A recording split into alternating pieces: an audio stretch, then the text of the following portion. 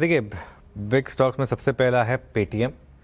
Paytm को मैं अभी न्यूट्रल ले रहा हूँ और इसमें एक चीज़ मैं आपको बताऊँ, इसमें डिपेंड करता है ब्लॉक डील कहाँ होगी, अगर विंडो में होगी या नहीं होगी।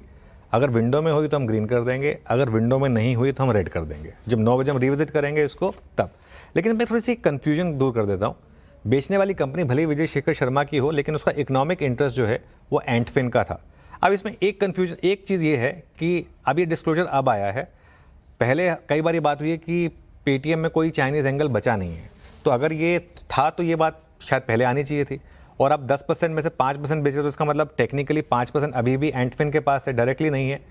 तो ये पूरी तरह से खत्म नहीं होगा, इसको हम थोड़ा चेंज कर देंगे क्योंकि 10 में से 5 तो फिर भी रह जाएगा। खैर, एक पुराना इनका एक एग्रीमेंट था जिसमें एक लोन लिया गया था और उसके अगेंस्ट ये शेयर्स जो थे, अब ये शेयर्स बेचे जा रहे हैं और वो क्योंकि वो जो प्राइस है वो वापस ऑल टाइम हाई के करीब आ गया, टेक्निकली ट्रेडेड रेट के आसपास, तो आई थिंक उसको मोनेटाइज किया जा रहा है। अगर विंडो में हुई तो तेज़ी, अगर नहीं हुई तो ब्लॉक डील के आसपास का भाव जो है वो ठीक ठाक प्राइस होगा आपके लिए। 1100 से हमने एक पॉजिटिव व्यू लिया था इस स्विंग में। वैसे तो खैर पिछले बार जब आरबीआई का एक्शन आया था वहाँ से बुलिश व्यू था, लेकिन इस स्विंग में 1100 से हमने पॉजिटिव व्यू लिया था। सीजी पावर को मैं ग्रीन ले रहा हूँ। आशीष, ये जो सेमीकंडक्टर चिप शेयर्स इसमें रैली हो रही है, इसका सबसे मुझे लग रहा है डायरेक्ट प्ले अगर इंडिया में कोई एक है तो वो सीजी पावर है। कल भी अगर आप देखें तो अमेरिका में चिप शेयरों में अच्छी रैली हुई।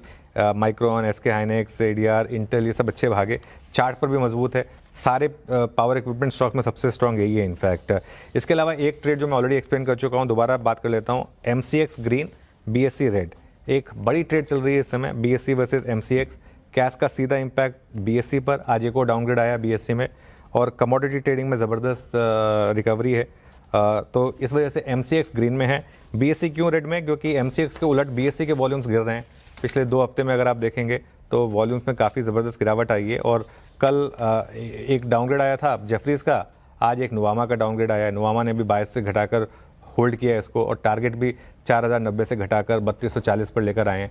तो ये दूसरा है। और EPS कट भी हुए हैं। FY27 में 6%, FY28 EPS में 15% के कट किए गए हैं। BSE की जो बड़ी री रेटिंग थी वो इनके F&O वॉल्यूम्स का ज़बरदस्त पिकअप और मार्केट शेयर गेन था।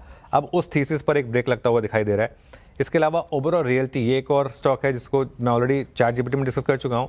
लेकिन जैसे मुंबई में इनका 360 एक प्रोजेक्ट है ना, ऐसे ही गुड़गांव में है 360 नॉर्थ। इस पर एक थोड़ा सा एक दिक्कत आ रही थी, वो उनके फेवर में आया है डिसीजन। तो ये करीब करीब 8100 करोड़ का प्रोजेक्ट है, तो ऑब्वियसली एक बड़ा प्रोजेक्ट, इस वजह से यहाँ पर पॉजिटिविटी है। इंडोमीम एक ऐसा IPO जिस पर हम काफ़ी पॉजिटिव थे, काफ़ी अच्छा IPO था। पहले नंबर आए हैं लिस्टिंग के बाद और अच्छे नंबर्स हैं।